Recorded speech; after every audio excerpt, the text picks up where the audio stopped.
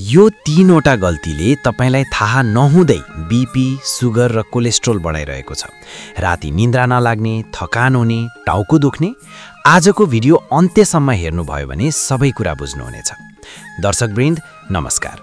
आजको विषय एकदमै महत्त्वपूर्ण छ। हामी धेरैलाई नदेखिने गरी असर गरिरहेको रक्तचाप, मधुमेह र कोलेस्ट्रोल बारे सरल भाषामा कुरा गर्नेछौँ। धेरै मानिसले ठिकै छ जस्तो लाग्छ भनेर बेवास्ता गर्ने यी समस्या भविष्यमा मुटु रोग, मृगौला कमजोर हुनु, स्ट्रोक जस्ता गम्भीर रोगको मुख्य कारण बन्न सक्छन्। त्यसैले आजको भिडियो अन्तिमसम्म हेर्नुहोस्, किनकि यसमा के हो, लक्षण के देखिन्छ र दैनिक जीवनमै अपनाउन सकिने जोगिने उपायहरूसहित स्पष्ट रूपमा बुझ्नेछौँ। पहिला बुझौँ रक्तचापको बारेमा। रक्तचाप, ब्लड प्रेसर के हो? मानिसको मुटुले रगत पम्प गर्दा रगतले नसा, धमनीलाई थिच्ने बललाई रक्तचाप भनिन्छ। सामान्यतः वयस्क व्यक्तिको रक्तचाप लगभग 120/80 को आसपास मानिन्छ। 135/85, 140/90 जस्ता लेभल लामो समय रह्यो भने उच्च रक्तचाप भनी चिनिन्छ। उच्च रक्तचापका लक्षण, धेरैमा लक्षण नदेखिन पनि सक्छ। बारम्बार टाउको दुख्ने, टाउको भारी हुने, छाती दुख्ने, सास फेर्न गाह्रो हुने, छातीमा चाप महसुस हुने, चक्कर लाग्ने, आँखा धमिलो देखिने, अत्याधिक थकान, नाकबाट रगत बग्ने, अत्याधिक क्रोध वा चिन्ता। रक्तचाप बढ्ने मुख्य कारण: नुन धेरै रहेको खानेकुरा खानाले, डीप फ्राइड र प्याकेज्ड फुड खानाले, मोटोपना, फिजिकल एक्टिभिटी कम हुनाले, धूम्रपान, रक्सी लगातार खाइरहने कारणले, स्ट्रेस तनाव लिनाले, निन्द्रा नपुग्ने, नसुत्ने कारणले, परिवारमा बीपीको इतिहास छ भने जेनेटिक कारणले। रक्तचापबाट जोगिने मुख्य उपाय: दिनमा 1 छाक भए पनि नुन कम खाने, अचार, चाउचाउ, चिप्स, कुरकुरे जस्ता खाद्य पदार्थ कम खाने, कम्तीमा 5 दिन 30 मिनट जति ब्रिस्क वक, दौड गर्ने, धूम्रपान गर्ने बानी छ भने पूर्ण रूपमा छोड्ने, रक्सी घटाउने वा छोड्ने, 7-8 घण्टा सुत्ने, मोबाइल कम हेर्ने, ध्यान, प्राणायाम गर्ने, घरमै बीपी मेसिन राखेर समय समयमा नाप्ने र रिपोर्ट लिएर डाक्टरलाई देखाउने, डाक्टरले दिएको औषधि ठिक भयो जस्तो लाग्यो भनेर आफै बन्द नगर्ने। 2. मधुमेह, डायबिटिज, सुगर के हो? मधुमेह भनेको रगतमा चिनी, ग्लुकोजको मात्रा लामो समयसम्म बढिरहने अवस्था हो। शरीरले इन्सुलिन नामको हर्मोन राम्रोसँग बनाउन नसकेर वा यसको सही प्रयोग गर्न नसक्दा सुगर बढ्छ।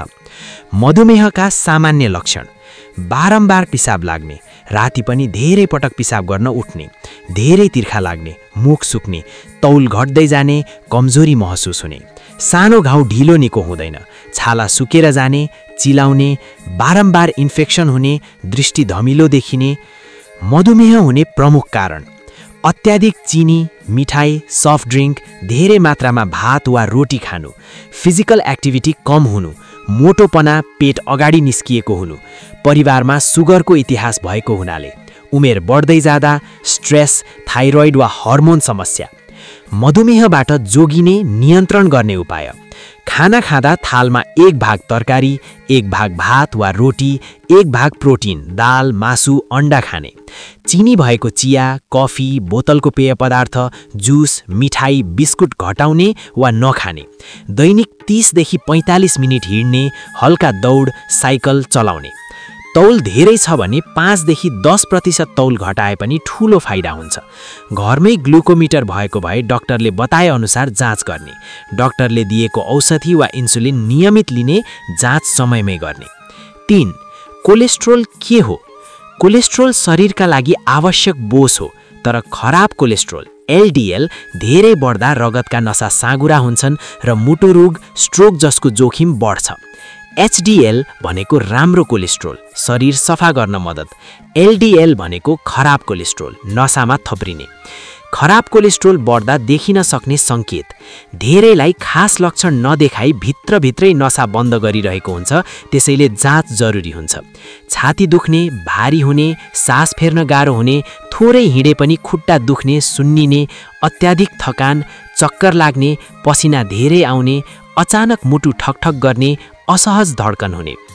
कोलेस्ट्रोल बढ्ने मुख्य कारण: डीप फ्राइड खाना, pakora, samosa, chow mein, fried chicken, chips धेरै खानाले, घिउ, बटर, क्रिम, प्रोसेस्ड मासु जस्तै ससेज, मासुको बोसो आदि धेरै नियमित खानाले, नियमित एक्सर्साइज नगर्ने, धेरै बसेर काम गर्ने, धूम्रपान, रक्सी, अनकन्ट्रोल्ड डायबिटिज र बीपीले गर्दा कोलेस्ट्रोल बढ्छ। कोलेस्ट्रोल कन्ट्रोल वा जोगिने उपाय: दैनिक खानामा धेरै तरकारी, फलफुल, सलाद, होल ग्रेन जस्तै ढिँडो, ब्राउन राइस, फर्सीको बिउ आदि खाने, डीप फ्राइड भन्दा स्टिम्ड, बोइल्ड, रोस्टेड खाना रोज्ने, रक्सी, धूम्रपान बन्द गर्ने, हप्तामा 5 दिन 30 मिनेट जति ब्रिस्क वक वा अरू कार्डियो एक्सर्साइज गर्ने, 40 वर्ष नजिक वा माथि पुगेका भए वर्षमा कम्तीमा 1 पटक रक्त बोस, लिपिड प्रोफाइल जाँच गर्ने, डाक्टरले दिएको कोलेस्ट्रोल कम गर्ने औषधि समयमै खाने। आजको जानकारीमूलक विषयवस्तु यति नै। अर्को भिडियो मार्फत फेरि भेटौँला। धन्यवाद।